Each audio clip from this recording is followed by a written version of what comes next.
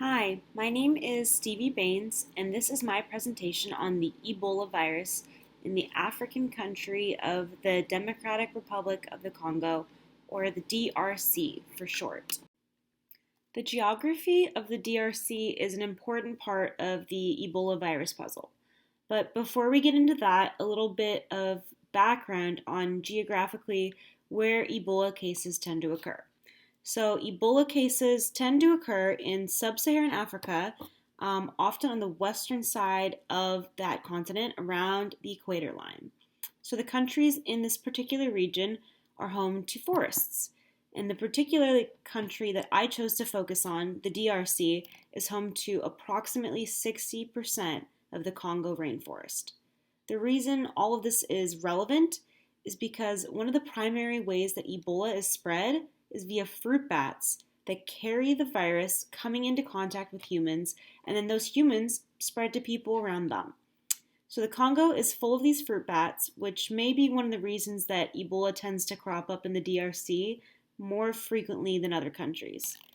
Although the bat route is the most common mode of transmission, Ebola can also be spread to humans via infected chimpanzees, gorillas, and forest antelopes, all of which live in or around the Congo rainforest. Once a person contracts Ebola, it can spread from person to person fairly easily, so a highly populated country like the DRC is particularly at risk for Ebola epidemics. The historical perspective and timeline of the Ebola virus begins in 1976 in the DRC, where it quickly spreads to the neighboring country of South Sudan. In the DRC, there were 318 cases and 280 deaths, giving the virus an astounding 88% mortality rate in the DRC. There were a few much smaller outbreaks in this region until 1979, and then there were no recorded cases for the next 15 years.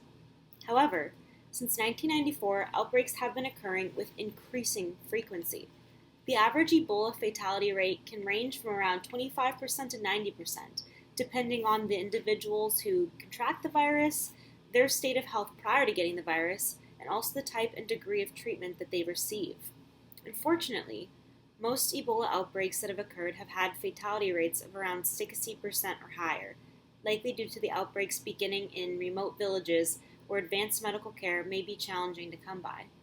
The largest and most well-known Ebola outbreak started in the West African country of Guinea and quickly spread to neighboring countries.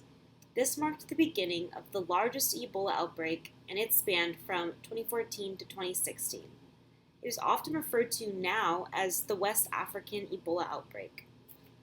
Some of us might remember this outbreak as it was all over the news, and it garnered an international response due to the severity of Ebola virus. Despite the fact this was such a large and concerning outbreak, the fatality rate was 40%, which is relatively low compared to most Ebola outbreaks that had occurred prior to this West African outbreak. This may be due to the fact that the outbreak was quickly declared a public health emergency of international concern, and this initiated an international response in regards to the resources and treatment options that were provided to fight the virus. At the end of the outbreak, it's estimated that 11,325 people died. Since this outbreak, there have been a few smaller outbreaks every year except 2019. Nearly every single outbreak occurred in the DRC, indicating the severity of the problem in this particular region. According to the WHO, there have been no active Ebola outbreaks as of June 13, 2023. Unfortunately, this does not mean Ebola is gone for good. It is likely only a matter of when the next Ebola outbreak will occur, which is why we need to be working on treatment options.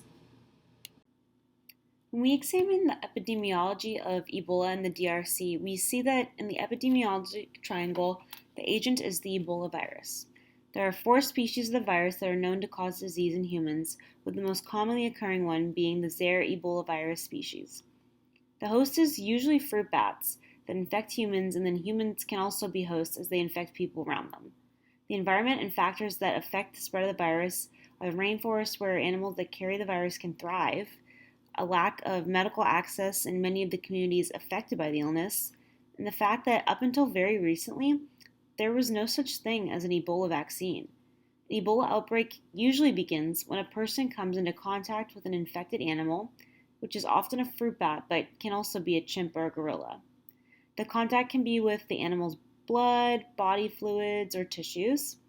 And then from here, the virus can spread to other people via blood or other bodily fluids from an infected person or via needles or clothing contaminated with an infected person's fluids.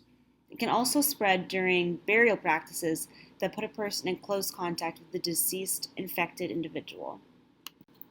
The impact of Ebola on society and the economy can be severe and widespread. When an Ebola outbreak occurs, it is a global crisis due to the severity and fatality rate of the illness. Due to this, countries all around the world send financial resources, supplies, and medical professionals to help fight the virus. The severity of the illness leads to a very intense and expensive global response. For instance, during the 2014 to 2016 Ebola outbreak in the US, our country donated approximately $2.3 billion to fight the epidemic and fund response activities. An Ebola outbreak also causes great losses in the agricultural and trade sectors in the region that the outbreak occurs. Using the 2014 to 2016 Ebola outbreak as an example again, Guinea, Liberia, and Sierra Leone lost $2.2 billion in GDP in 2015 as a result of the epidemic. During and after an epidemic, there are other costs like treating long-term conditions of survivors, infection control, treatment costs, and the cost of losing a human life. Taking these factors into consideration, a study by the Journal of Infectious Diseases estimates the total economic and societal costs of the epidemic to be about $53 billion. Studies also indicate that psychological distress is common in those who have been directly exposed to the epidemic, as the illness is brutal whether you're undergoing it, treating it, or watching it happen to a loved one. Although there is not a current ongoing Ebola outbreak, it is crucial to consider solutions to future outbreaks in order to minimize their severity, because this virus is not going away. Within the last few years, 2 vaccines were created to prevent and treat the Ebola virus. Studies have shown that the Ervbo vaccine can help reduce infections in those that are vaccinated prior to exposure and can also reduce deaths from the virus when given to patients who currently have Ebola. Monoclonal antibodies can be administered with supportive care to improve the patient's chance of survival when they contract Ebola. Another important part of the solution is educating those in the DRC at risk for contracting Ebola about how Ebola is contracted and spread and what steps to take if you believe you are showing signs and symptoms of Ebola.